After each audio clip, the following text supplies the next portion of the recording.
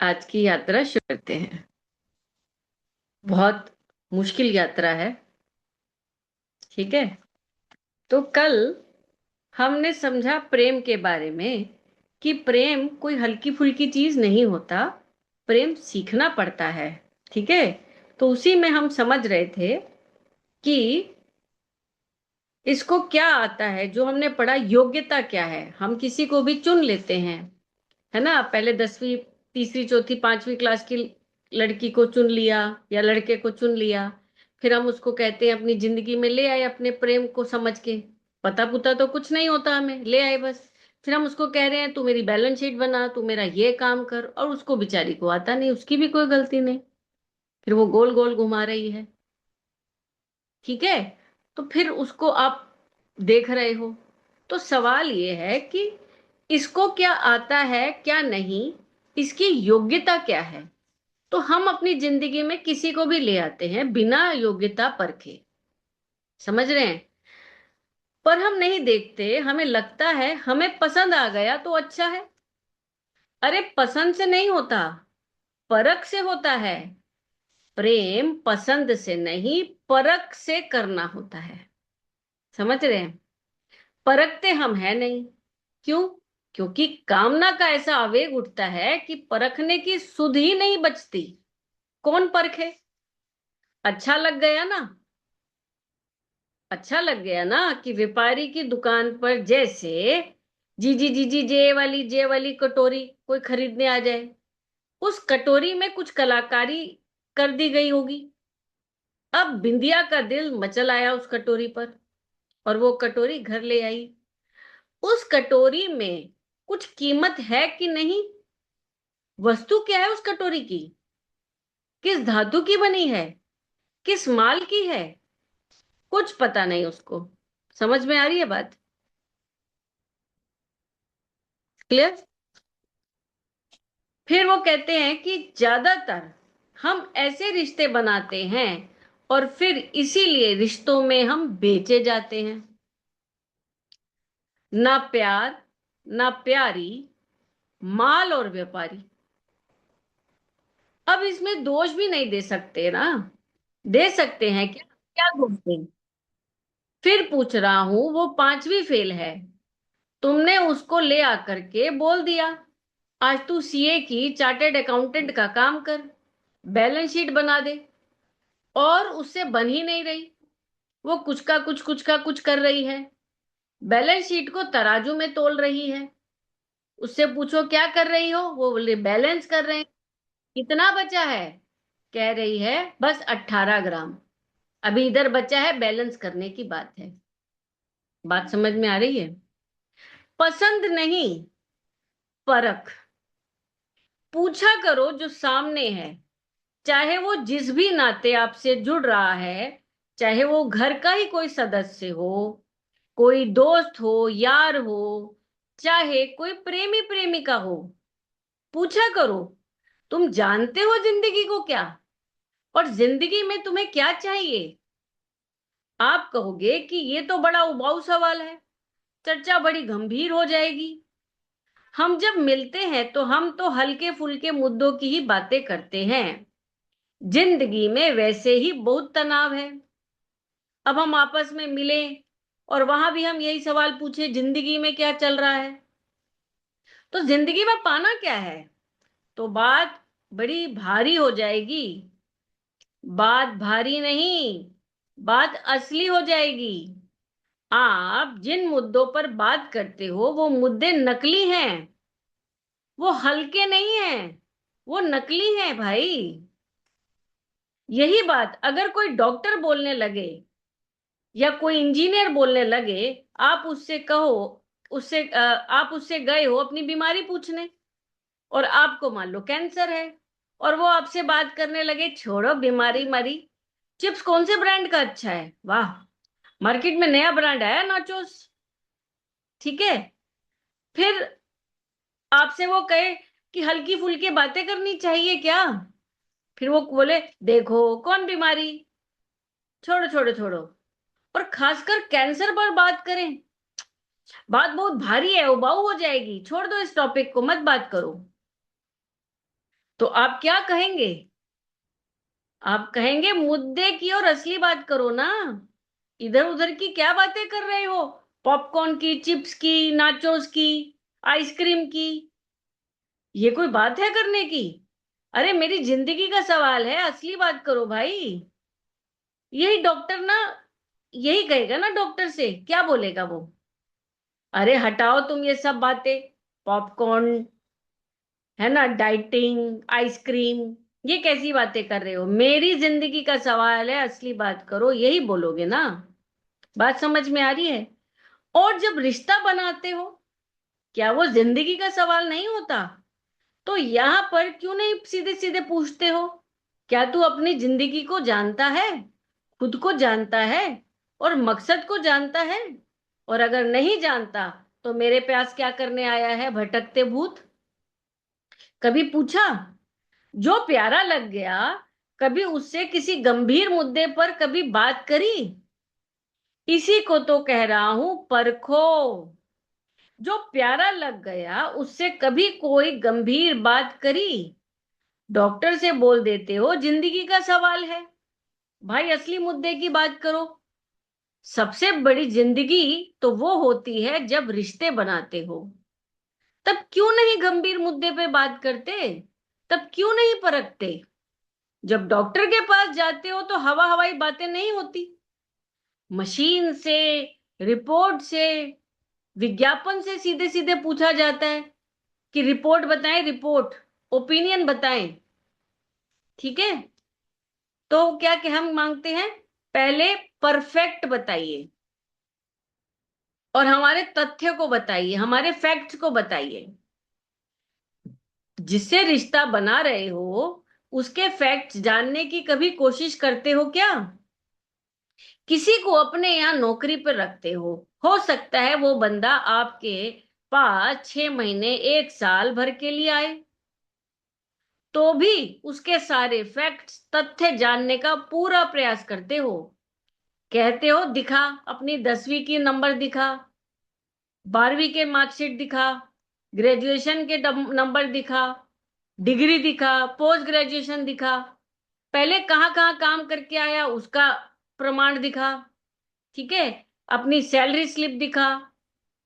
Clear? और कहीं कहीं पर तो वो ये तक कह देते हैं कि हमें आप पे भरोसा नहीं है साहब। आप अपने पिछले महीने की अपनी स्टेटमेंट, बैंक की स्टेटमेंट तक मांग लेते हैं लोग, वो दिखाओ। वो कहते हैं कि हमें भरोसा नहीं है। तुम ये सब हो सकता है फर्जीवाड़ा कर रहे हो, ठग रहे हो, झूठ हो सकता है नौकरी पाने के लिए तुम कर रहे हो। और इतना करने पे भी जब उसको चैन नहीं आता, तो फिर वो क्या करता है मालिक? वो एक एजेंसी को हायर करता है कि पूरा इसका बायोडेटा वेरिफिकेशन करके जनाब को दो। क्यों? परखते हैं ना। आप भी परखते हो। कोई अगर आपको सिर्फ नियुक्त करता है अपने काम के लिए, कहीं पे आप नौकरी के लिए अप्लाई करो, तब आप भी तो परखते हो ना। तो जिंदगी में किसको ला रहे हो, कभी परखा? कहाँ तो कह देते हो कि पसंद आ गया, और फिर जब धोखा खाते हो, बेचे जाते हो, पाते हो कि वैसे ही आए हो किसी की दुकान में, जैसे कसाई की दुकान में बकरी आती है, तो फिर हाय हाय करते हो, छाती पीटते हो कि मेरे साथ अन्याय हो गया। अन्याय नहीं हुआ, आपके अंधेपन का नतीजा मिला है। आंधी तो धूल वही आधी तो धूल वहीं साफ हो जाती है जहां आपने असली मुद्दों की बात शुरू की। हल्का आदमी, नकला नकली आदमी वहीं भाग जाएगा। और आदमी से मेरा अर्थ है मनुष्य। आदमी माने नर और नारी दोनों हो सकते हैं, वही भाग जाएंगे। बात बहुत आगे बढ़ने की जरूरत भी नहीं पड़ेगी। समझ रहे हैं बात को? जैसे ही आप मुद्दे को असली कर दोगे वो भाग जाएगा। हाँ, भागते हुए आपको ताना मारकर भागेगा। क्या?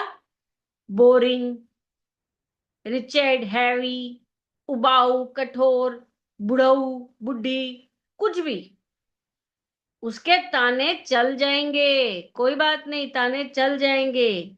रिश्तों में ठगा जाना तो नहीं चलेगा ना। बात समझ में आ रही है?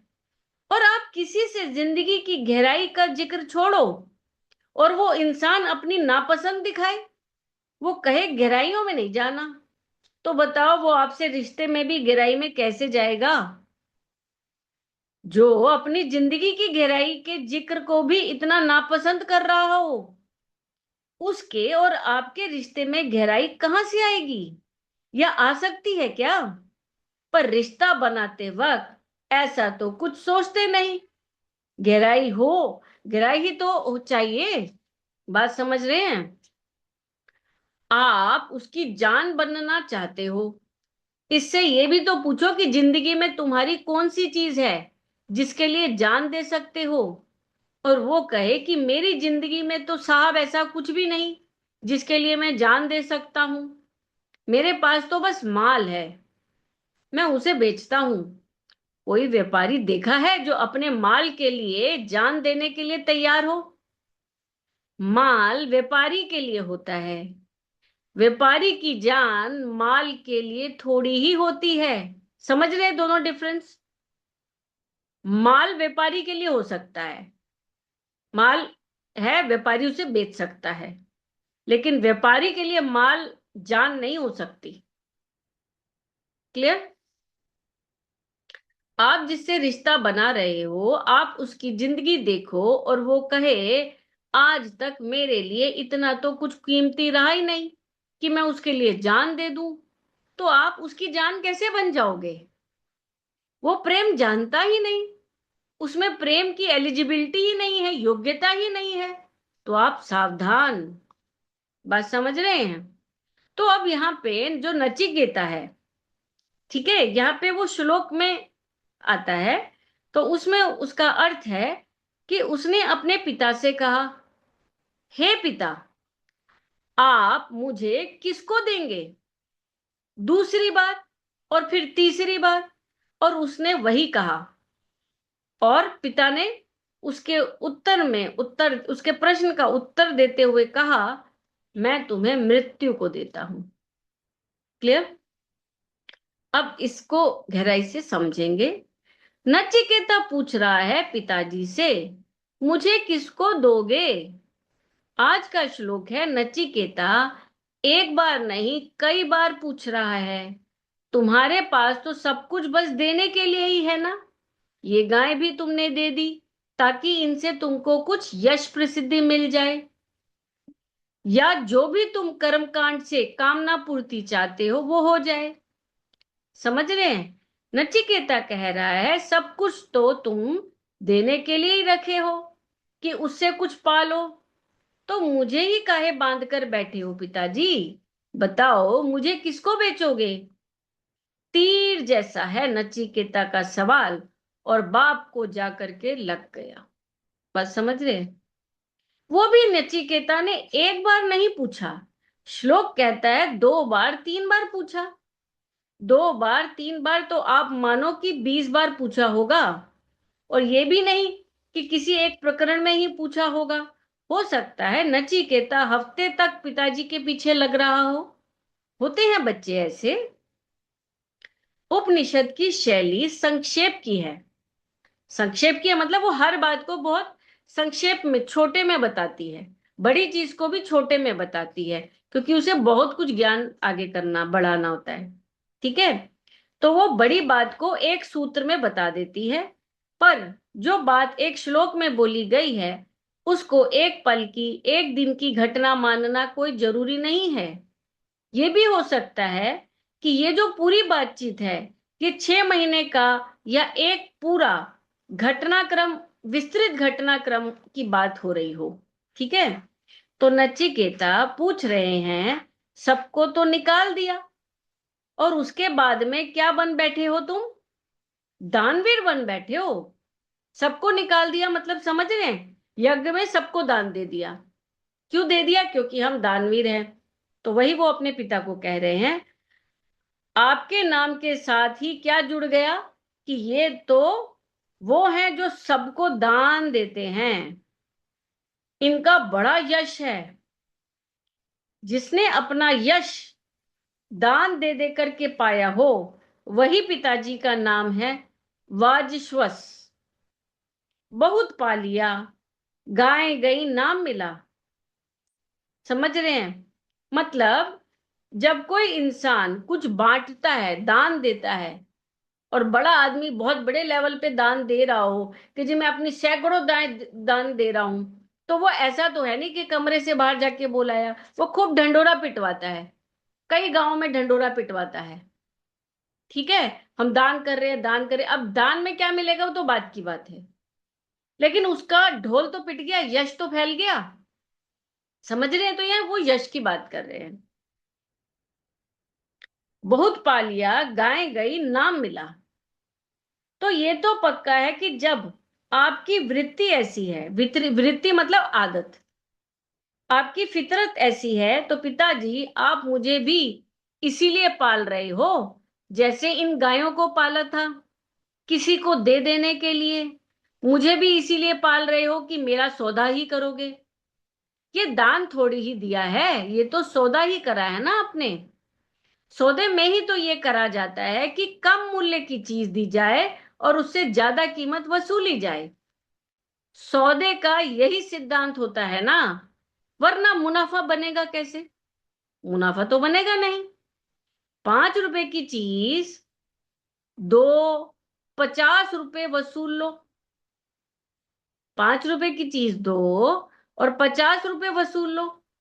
यही तो सौदा होता है, यही तो व्यापारी करता है। ठीक है, बोलता गायों में यही करा ना आपने। 5-5 रुपए की गायें आपने निकाली हैं, बूढ़ी गायें, एकदम मरण सन गायें, जिनको दिखाई नहीं दे रहा है, जो यहाँ चले तो घर तक पहुंच ही ना पाए, जिनसे इन पंडितों इत्यादि को कोई लाभ होने वाला नहीं है किसी तरह से। सस्ती चीज आपने निकाली है और बदले में आपने क्या प्राप्त करना चाहा है? यश, कीर्ति।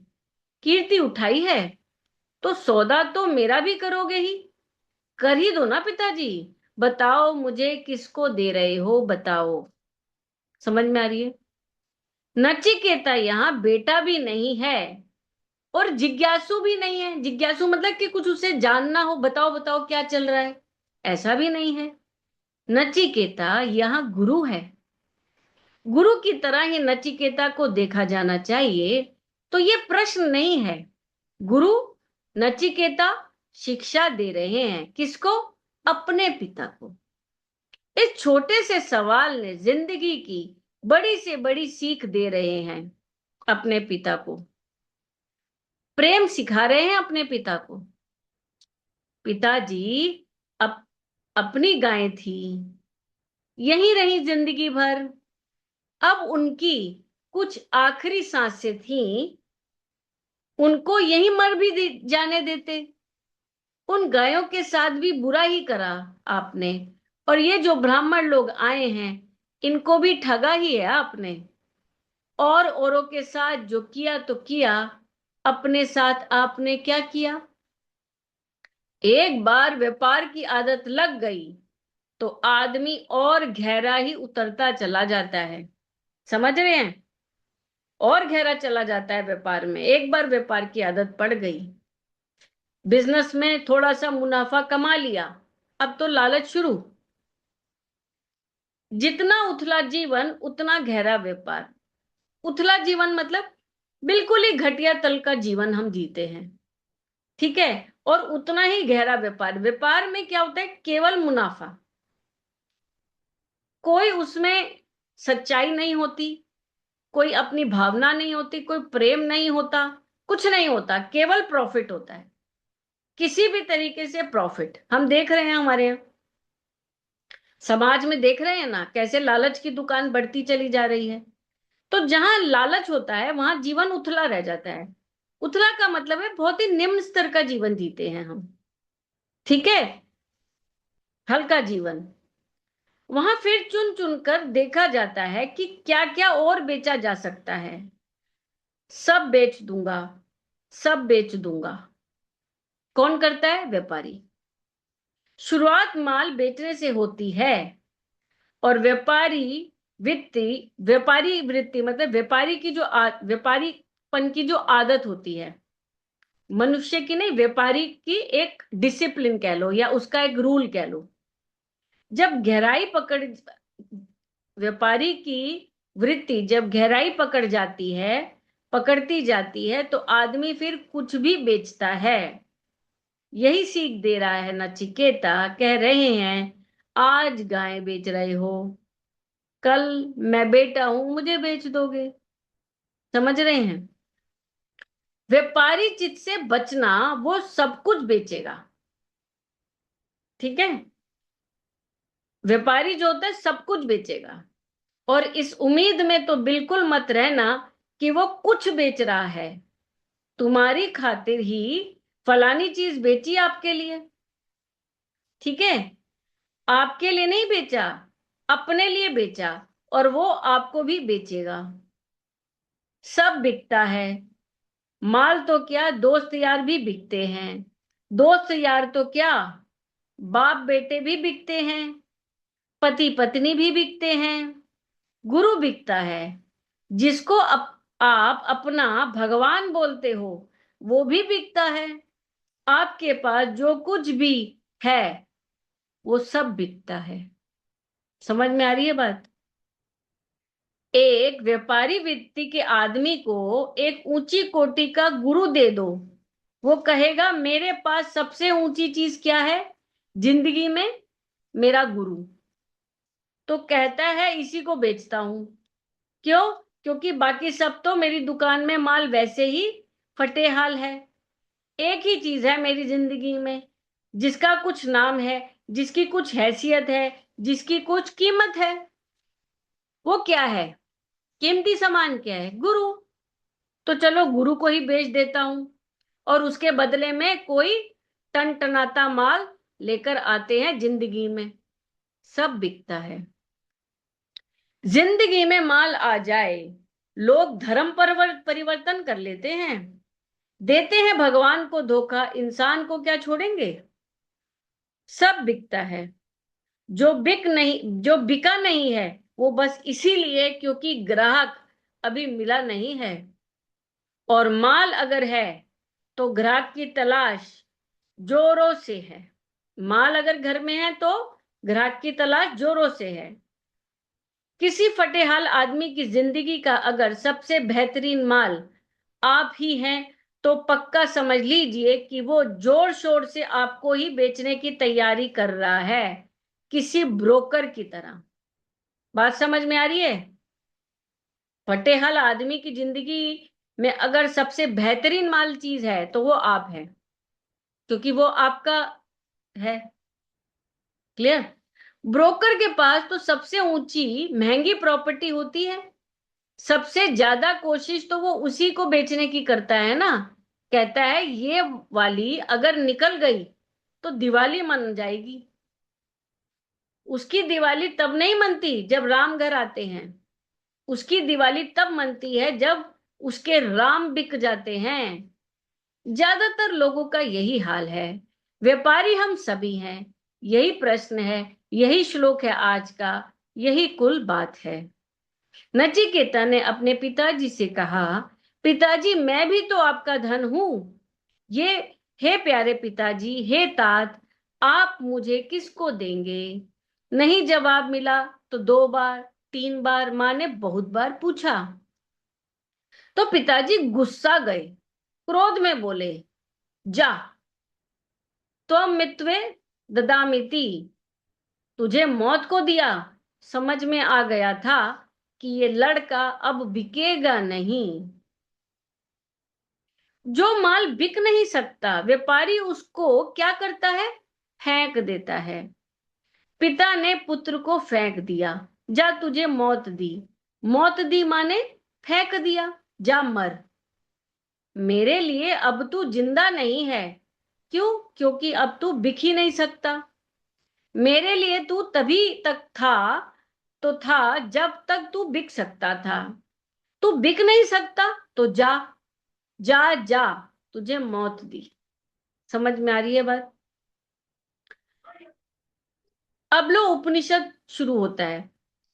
उपनिषद खत्म, उपनिषद शुरू, उपनिषद खत्म। समझ गए बात? यही है कुल। इतनी ही बात है। आप इस जगत में काम के तभी हो जब तक आप बिकाऊ हो। यह जगत आपके काम का तभी तक है जब तक आप बेचने के लिए उत्सुक हो। दोनों एक दूसरे को खरीद बेचने को तैयार है।